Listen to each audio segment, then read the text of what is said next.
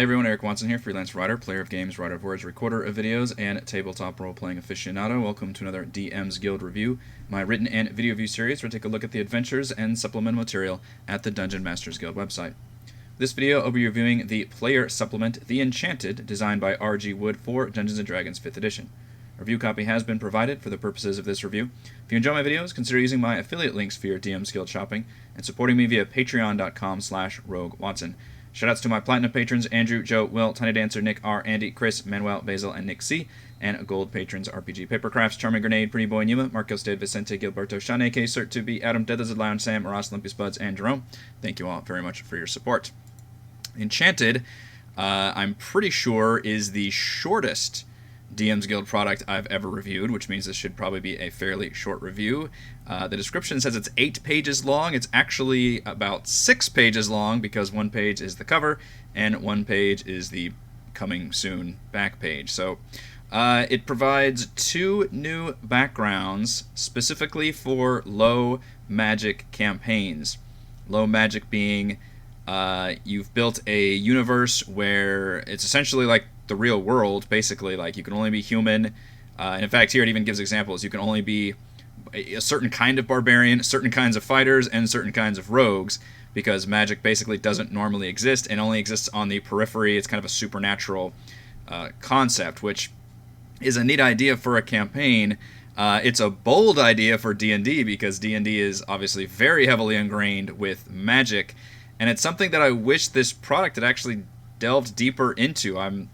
I'm not personally interested in running a low magic campaign, but I would be interested in reading more about it, especially because this entire supplement hinges on the fact that you're already running a low magic campaign. So we literally only get these few little lines up here about what does that actually mean, and it limits you on certain feats, on certain classes, which, by the way, 5th edition goes even harder with having the magic, because literally everybody except Barbarian, and even you could consider certain Barbarian subclasses to have magic-like abilities, in which case this one does, but you even have the Fighter and the Rogue, certain subclasses go into magic. So you are extremely limited on what you can do because magic is so heavily ingrained in everything that D&D is.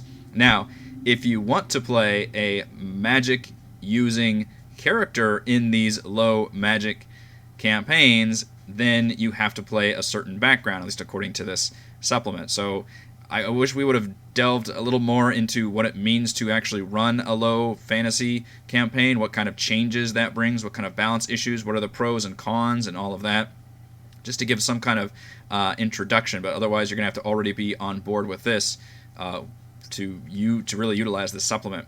And it does 2 things. It gives you 2 new backgrounds which are themed to the Fae, which I'm always a big fan of anybody that covers Fae stuff, because I feel like Wizards hasn't really explored it very much, and it's such a classic part of our own folklore that we draw a lot of our fantasy creatures and tropes and concepts from, that there's a lot of material to mine from that. So I always like to see that in these DM's Guild supplements.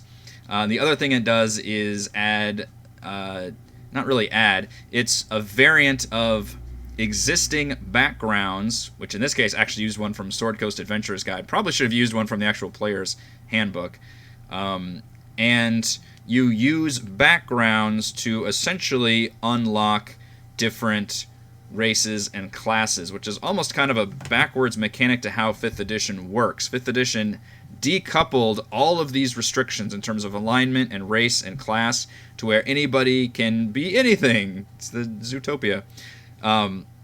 But if you're playing a low magic fantasy campaign, then you're back to limiting very certain things unless you play certain backgrounds, and then that unlocks the ability to play as different races and classes and even add different feats, which is fine, I think, because that makes the backgrounds a lot more important and a lot more involved in the actual mechanics versus just a bunch of role paper flavoring and a feature that almost everybody forgets about after they make their character, let's be honest. In fact, in this case, it says we're going to eliminate that feature, which is like you get free room and board somewhere, whatever those features are. And it just gives you those unlockable, races and classes. But it's very weird because we only get one example here, which is the Far Traveler. and it specifically dictates, okay, this one allows you to be elf or half elf, unlock certain classes. But why? What is the system here for using that? You can't give me an example and then not explain how you created this example. And I feel like just reading this, like, oh wait, I need like examples for every single background, because I don't know which backgrounds unlock different races or classes. Or as the DM, am I just supposed to make up those rules myself, which is a lot of extra work to figure out? Or does the player make up those rules and say like, well, I'm a noble, so that means I can be a cleric. You know, like, I don't like, how does that work? What is the limitation there? So I like that we got the example here, and the artwork, by the way, is really good. This is some really cool black and white artwork, and you know, sometimes when you see just non-colored art, you think, okay, that's nice, but I wish it had color in it. In this case, this actually is good black and white art. It uses shading and everything. It's all very detailed. It's very lovely art. The whole product, by the way, is called a monograph, which I had to look up what the hell that means, because I thought it had something to do with the black and white product, but it's just a writing on a very specific subject, which this very much is, and I think they're designed to be pretty short, so that's why this is part of, I think, a series of low magic fantasy backgrounds. But I feel like I needed more of these examples, or like, and this would help flesh out and make this a longer product, is take all of the backgrounds that we have, at least in the player's handbook. If you want to go above and beyond and include ones from Sword Coast, I don't remember if Xanathar's added new ones, or, you know, and various, all the extra supplement ones on top of the player's handbook, then that would be great. But at the very least, give me an example. Or don't give me an example. Just do that. Just do the thing. Transfer all of these existing backgrounds, and all you have to do, I think, is add, it looks like, custom flaws to all of them, and then what races and classes they unlock, and that just makes backgrounds, I guess, that much more important, and that ties into the fact that why you're these certain races or classes. Otherwise, that just confused the hell out of me about why this one here happens to unlock these specific classes and races. The new ones we get is the Fae Touched and the Fae Exile. Obviously, both have to do with the fairy court, the Fae realm, and taking them unlocks different races and or classes. Fae Touched, you're somebody who has been involved with the Fae realm. You're still a human, but now you can take more arcane infused classes. So you can take the Eldritch Knight or the Arcane Trickster, which is you like gaining those different powers, and you figure out how you gained those powers, as well as how they're manifested around you. Like you've got a shadow that moves on its own or something cool. So I mean, all the details are very nice and well done, and I like the formatting here. And then the Fae Exile, you're actually literally one of the Fae races. Again, this is a universe where you can only play as human, so if you're a Fae Exile, suddenly you're literally a dwarf, elf, gnome, or half-elf. Well, it's also confusing because the Far Traveler could be an elf or half-elf, so where did you travel from exactly? But you're literally from the Fae realm, and now you can be all kinds of different fairy-themed classes. For example, the Oath of the Ancients Paladin, or the Archfey Patron Warlock, which is very thematically appropriate.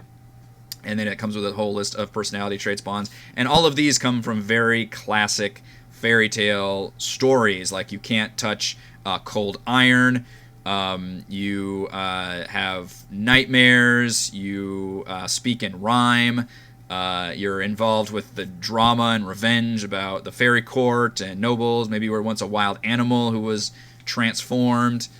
All of that is very well done and drawn from very classic fairy tales. The art here is very good, although I'm pretty sure that like fawn races don't exist in any of the regular D&D books, so this is not actually one of the races you can play. I don't think it's dwarf, elf, gnome, or half elf listed here, and then it unlocks all the classes and feats, and that's pretty much it. So the new backgrounds are good, even though it's a very specific niche thing to add, which is Fae themed backgrounds for low magic campaigns.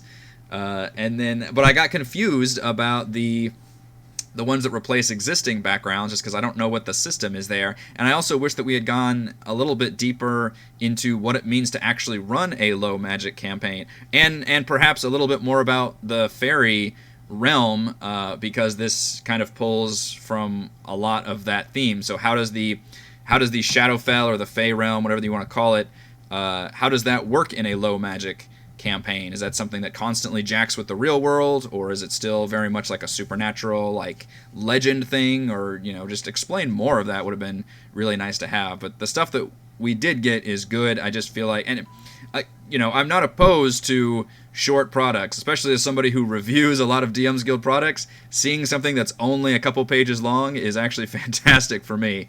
But I do feel like this one is a little too light on content because I'm reading it and wanting more explanations and examples of the things that I am looking at. All right, let's go over my pros and cons for the Enchanted. Pros: 2 Fae-themed backgrounds for low magic campaigns. I got no problem with those. With the new ones, they're seem to be pretty fun additions, and I like all the included traits and bonds and all that. Pros: I really like the artwork. Lovely, lovely, lovely black and white artwork for these characters. Very, very cool looking, and it looks very well on the actual, just plain white paper. This actually makes the black and white art pop even more, so I don't have a problem with the plain background. Cons: I just kind of wrapped everything up into a single con, which was just very little content. I just wish it had more. I wish it had more information about these unique backgrounds that unlock different classes, and I wish it had more information on low magic campaigns in general, just as background information for me to know to actually use these Fae themes, and maybe more information about the actual how the Fae works in those situations as well. Final verdict: if you're looking for Fae-themed backgrounds in a low magic campaign, The Enchanted is a short but helpful monograph. Thank you everyone for watching this video review. You can see my written review at roguewatson.com. You can support my work at patreon.com/roguewatson. You can follow our own D&D adventures here on my YouTube channel. Thank you.